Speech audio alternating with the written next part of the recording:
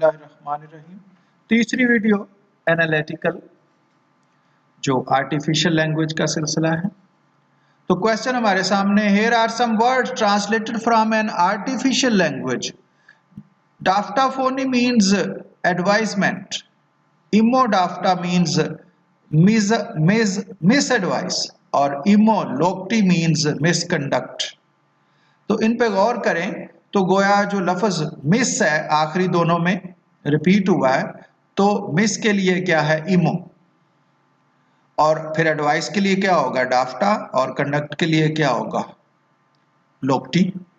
इसी तरह ऊपर एडवाइजमेंट, तो एडवाइस के लिए क्या होगा डाटा, और मेंट के लिए क्या होगा Fani. Question, which word could mean statement, किस लफ्ज का मतलब स्टेटमेंट हो सकता है। तो मेंट के लिए ऊपर लफ्ज था फोनी, इसका मतलब है आखिरी तो होगा इस साथ फोनी। तो स्टेट का पहला लफ्ज स्टेट है, तो स्टेट के लिए तो उसने हमें कोई लफ्ज नहीं बताया। अब कैसे फैसला करेंगे, ऑप्शन देखते हैं। आखिरी तो फोनी होना चाहिए। ऑप्शन ए में कराटा फोनी है, बी कराटा डाफ्टा है, सी लोक्टी फोनी है, और डी डाफ्टा इमो है। तो मेंट का फोनी तो हमें पता है, और फोनी दो अल्फाज के आखिर पे आया है, ए और सी। अब ए में फोनी से पहले लाया कराटा, तो कराटा का लफ्ज ऊपर यूज उसने आर्टिफिशियल लैंग्वेज में नहीं किया। लेकिन सी में जो लफ्ज लोक्टी है वो हमारी तीसरी लाइन में इमोलोक्टी में मौजूद था, जिसका मतलब था कंडक्ट।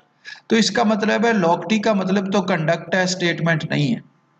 सो जब वो नहीं है तो फिर ऑप्शन ए आएगी कराटा फोनी के स्टेटमेंट। अब यहां देखिए कि लफ्ज कराटा उसने नहीं दिया हुआ, लेकिन अब ये आपका माइंड है। यही तो इसमें एनालिटिकल बात है कि आपने तज्जिया करना है, एनालिसिस करना है, सिचुएशन को समझना है, और फिर वाइजली उसको यूज करना है कि स्टेटमेंट का जो लफ्ज मेंट है, मेंट का तो हमें श्योर है कि ऊपर फोनी दिया हुआ है, तो इसका मतलब स्टेटमेंट के लिए जो भी लफ्ज बनेगा उसके एंड पे फोनी आएगा।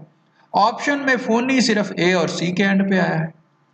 ए के शुरू में लफ्ज कराटा लगा है जिसका हमें मतलब नहीं पता, लेकिन सी के शुरू में लफ्ज लोक्टी लगा है जिसका मतलब हम ऊपर पढ़ चुके हैं कि कंडक्ट है। तो फिर लोक्टी फोनी तो कंडक्टमेंट हुआ, तो सी तो फिर नहीं है, इसलिए हम ऑप्शन ए को लेंगे कराटा फोनी। तो यूं आप अपनी एनालिसिस स्किल्स को यूज करेंगे। तो अपने माइंड को आपने अलर्ट रखना है और क्वेश्चन पे गौर करना है। नेक्स्ट क्वेश्चन देखते हैं। Here are some words translated from artificial language. Dianot means oak tree. Boloinot means oak leaf. Blyxrin means maple leaf. Which word could mean maple syrup? तो यहां भी वही किया कि एक लफ्ज ऐसा है जिसका ऊपर जिक्र है और एक नहीं है, सिरप का ऊपर जिक्र नहीं है, मैपल का जिक्र है। तो जो पहली स्टेटमेंट है ओक ट्री, दूसरी ओक लीफ, ओक दोनों में कॉमन है, और ऊपर अगर हम देखें तो दोनों में कॉमन क्या है ओ नॉट। तो इसका मतलब ओक का मतलब तो ओ नॉट हुआ, और ट्री के लिए डाई और लीफ के लिए ब्लाई यूज हुआ, मैपल लीफ में भी ब्लाई करेंट। तो एक आप ये भी ज़हन में रखें यहाँ कि उसने क्या किया है, अंग्रेजी में जो लफ्ज आखिर में है आर्टिफिशियल लैंग्वेज में उसको शुरू में दिया।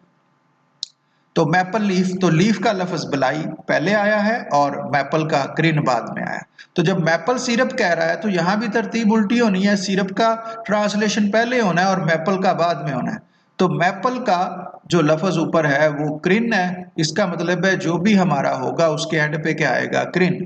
तो ऑप्शन में देखें ब्लाई, मथ, होपोनोट और पेट्रिक्रिन और क्रिन व्हील।